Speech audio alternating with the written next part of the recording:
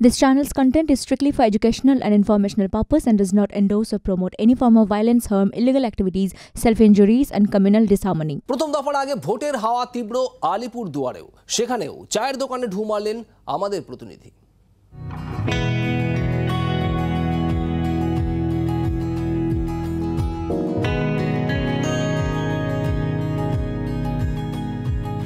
বাঙালির জীবনে চায়ের চুমুক আর চা খেতে খেতে আড্ডা হবে না তা তো হয়ই না।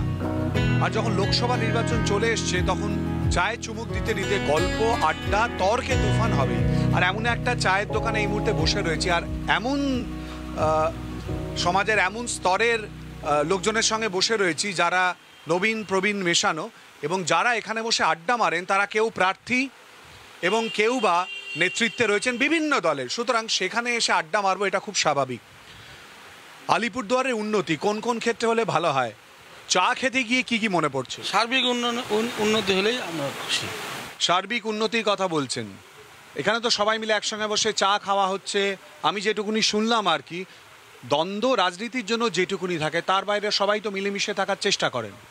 তা তো ঠিকই, আসলে বলতে গেলে এই গভর্নমেন্ট আমাদের অনেক কিছু করতে পারেনি এই মুহূর্তে, আমরা সাধারণ হয়ে বলছি আর কি।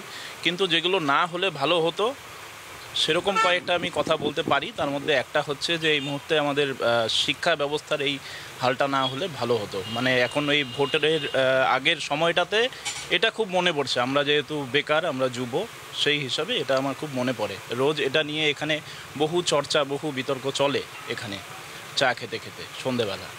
কেন্দ্রের তরফ থেকে তো অনেক কাজের সংস্থানের কথা বলা হচ্ছে, প্রতিশ্রুতির কথা বলা হয়েছে। রাজ্যের তরফ থেকে প্রচুর প্রকল্পের আয়োজন করা হয়েছে, নানান সুবিধে দেওয়া হয়েছে যাতে স্বনির্ভর হতে পারেন।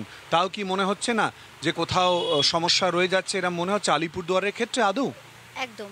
শিক্ষা, স্বাস্থ্য এবং বেকারত্বের সমস্যা তো আলিপুরদুয়ারে আছেই।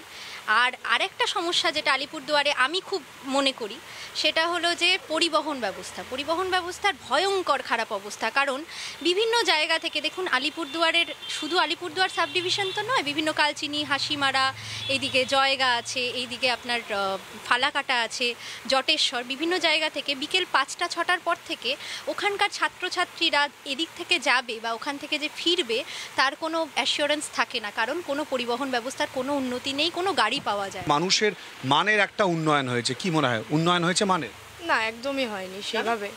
কারণ আমরা তো যারা এখানে থাকি শহরের বাসিন্দা, তাদের তাও চলাফেরা করতে সুবিধা হয়, কিন্তু যারা হচ্ছে ওই বাগান এরিয়াতে থাকে তাদের যাতায়াতের প্রচণ্ড অসুবিধা হয়। চা শ্রমিকদের জন্য চা সুন্দরী প্রকল্প করেছে কেন্দ্রের তরফ থেকে, অনেক প্রকল্পের ঘোষণা করা হয়েছে। চা সুন্দরী প্রকল্পটা কতটা বাস্তবায়িত হয়েছে এটা নিশ্চয়ই সবাই জানে, এটা নিয়ে তো নতুন করে বলার কিছু নেই। আলিপুরদুয়ারে তো এতদিনকার সাংসদ, বিধায়করা রয়েছেন, নেতৃত্ব রয়েছেন, অনেক কিছু দেবার প্রতিশ্রুতি দিয়েছেন, করেননি, কি করে হয়? আমরা চাই রাজনীতিটা কলুষমুক্ত হোক এবং সামগ্রিক যেটা উন্নয়নের ক্ষেত্রে সেটা প্রথম কথা সেটা বলবো হচ্ছে কর্মসংস্থান। আর সব থেকে আমরা পিছিয়ে যে জায়গাটা সেটা হচ্ছে কর্মসংস্থানের। খুব গুরুত্বপূর্ণ জায়গা। আমি একটা প্রশ্ন জানতে চাইবো, আলিপুরদুয়ারে মহিলাদের নিরাপত্তা, মহিলা হিসেবে এই ফিলিংসটা কোথায় দাঁড়িয়ে রয়েছে? আলিপুরদুয়ারের প্রতিদিন পেপারে বেরোয়, প্রতিদিন পাচার চক্র, বিভিন্ন জায়গা থেকে পাচার হয়ে যাচ্ছে, নারী পাচার চক্র, শিশু পাচার চক্র, যেখানে নারীরা সুরক্ষিত নয়, প্রতিদিন কাজের জন্য প্রতিশ্রুতিতে এবং বিভিন্ন প্রতিশ্রুতিতে বাইরে পাচার হয়ে যাচ্ছে।